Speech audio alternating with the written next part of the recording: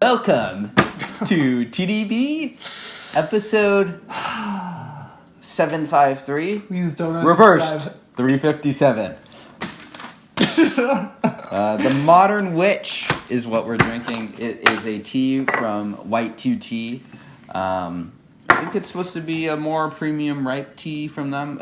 Oolong Owl gave me a sample a couple months ago, so thank you to Car for giving that to me. And I liked it the one time I had it, Cool. So I'm eager to try it again. Cool. Yeah, it looks pretty densely packed, so I'm going to give it a second here. It's still quite cold here, and Right. we've heard the rumors that Pu'erh tea cures the coronavirus. Don't listen to me. That's definitely wrong. But I have noticed in some of the... This is something I find very depressing. In some of the Facebook Kung Fu groups, that it had to be asked that people keep the coronavirus talk to a minimum in relation to tea. I'm like, I don't even know why there is any talk about coronavirus in relation to tea. We should be smarter, guys. Yeah, that's a little bit weird. There's really no relation. So, but Pu'erh tea, I'm pretty sure does cure it. Just He's from kidding. My studies. He's kidding. He's kidding. I'm not kidding. I'm 100% serious. Seriously. Y'all be safe. Smells good. Yeah, nice aroma. Yeah, looks like it's going to be thin and then open up here after the first or second steeping here. Yeah, be safe. Practice good hygiene. Right. Take care. Don't lick your parents. Yeah, and especially don't lick a pole and then lick your parents, which is a family custom for me. So we're having to really switch it up over there in my household. It's been a sacrifice.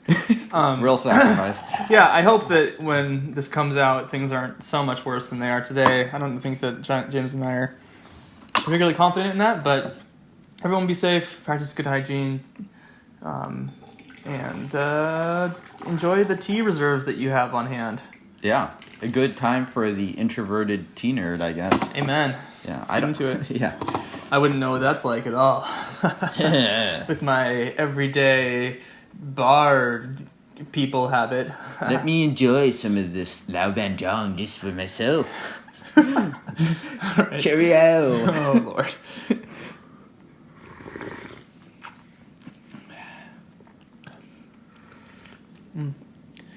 Nice sweetness to it, sort of this carameliness to it. But What year is this? I think it was pressed just last year, so Yeah.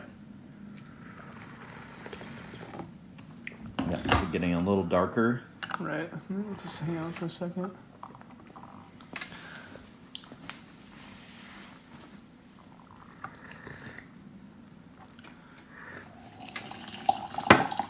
We'll see how we do on the second steeping here.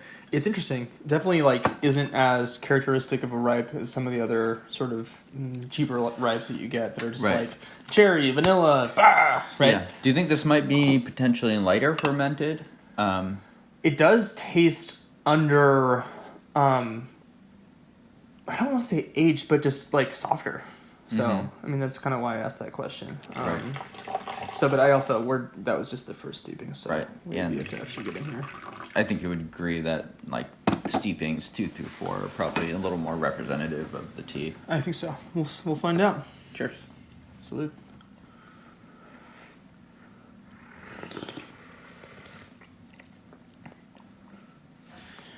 My favorite parts about ripe is the mouthfeel, just the texture of it physically, always so pleasant. And, you drink so much of a certain category of tea and it just takes you right there again. Yeah. And, just it's something where it's like kind of a mind memory thing at this point and just there in this tea. Right. And really nice.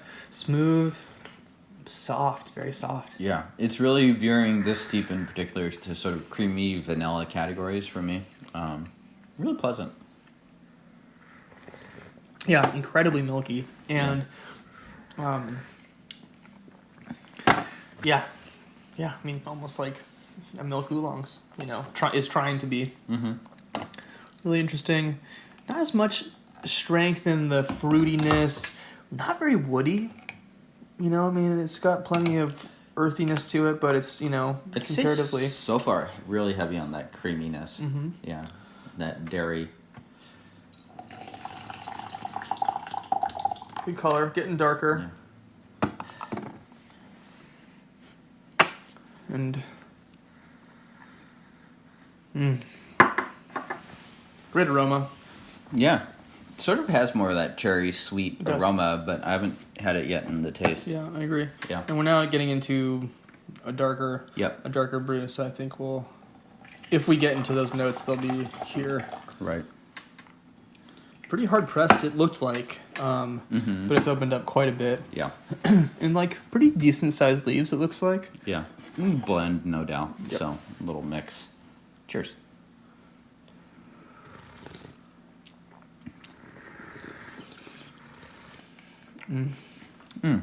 Really nice base to this, I gotta say. I'm not even sure what it is. I feel like I do get a little more of the wood in this Totally. infusion.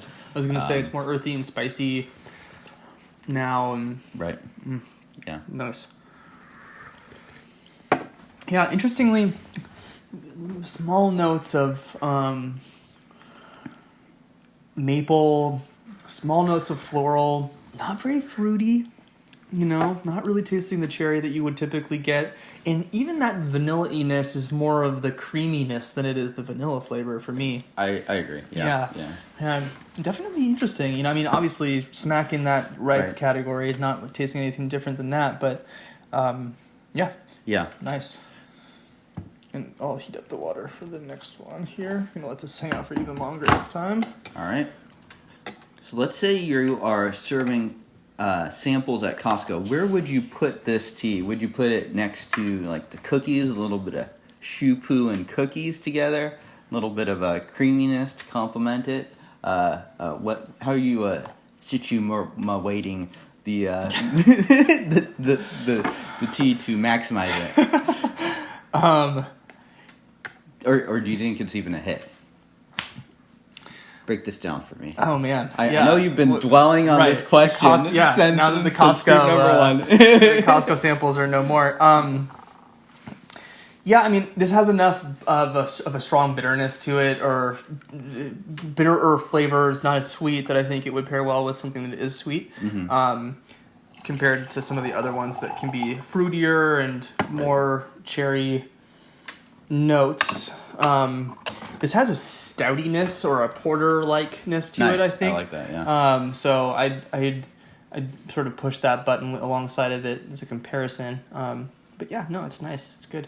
It's a little atypical, I'd say. Really, I think I'm not getting any of the cherry. It's more complex, yeah. Yeah. And it's changing quite a bit, steep to steep, too, I gotta say. Look at that color. And I don't think it's totally a brewing either. It just seems like this tea has a few different layers to it. Right. So do you think this tea would be a hit if you were to serve it in that sort of casual setting? I don't know. I think approaching easier flavors like vanilla and cherry appeal to more people. This has a little bit more earthiness to it. It is a little bit more subtle, it's a little bit more soft. It's not as smacking you in the face with something you're familiar with.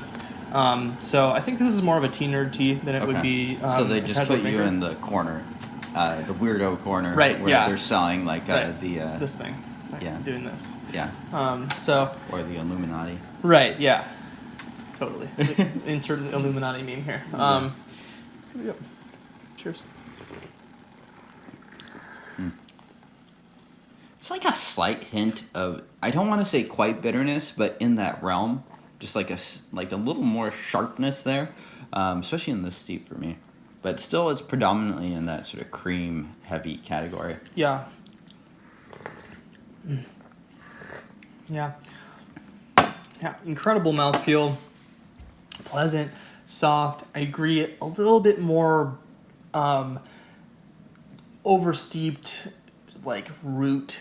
Yeah, like tree root kind of thing. I kind of like it. Yeah. I do too. Yeah. I think it's really pleasant. There's like a subtle, sweet, bitter earthiness to this that is really pleasant. It's not as much like fall leaves. It's more like sassafras. Right.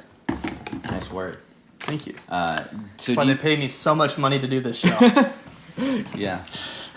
You guys don't know, but Denny makes 3 times the amount of money I do for this show. It's 100% true. He gets paid 30 cents a year, and I got paid 10 cents a year. Woo! Yeah.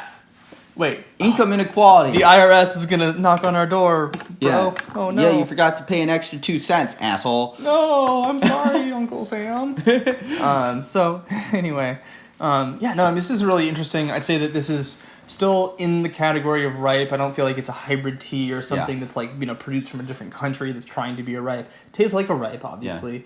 But with that being said, I do think that there's some uniqueness to this. I think that if you were drinking this for your first time drinking ripe, it might not be as good. Just because I think if you don't have the familiarity with the color or the profile, right, of what a typical ripe tastes like, it might not be quite as interesting. Yeah. Do you think this tea stands out as far as ripe goes? Like, do you think it's pretty good? Yeah, I do think it's pretty good. Yeah. I think it is about, so it's high quality. Yeah. Right. So I can definitely say that, but I do think that this would fit someone who enjoys a little bit denser flavors as opposed to someone who's looking for that cherry, that easiness of a typical ripe. And I mean, look at the color. It's crazy. So, really dark. Cheers. Here we go.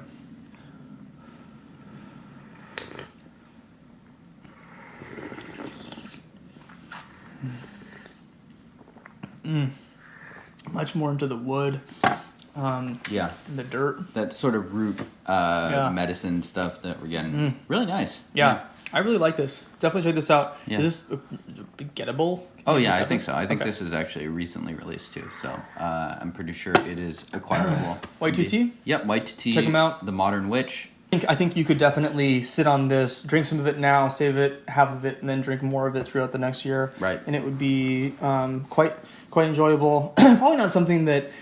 It's not so strong that you want to give this 5 or 10 years. Not that it wouldn't be interesting in 5 or 10 years, but I think this could be drank, slowly over time.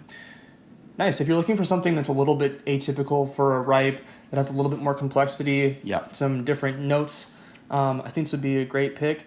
And, hey, if you're just trying to get into ripe too, I think this would be a good place to explore as well. So, yeah. White2Tea, check them out.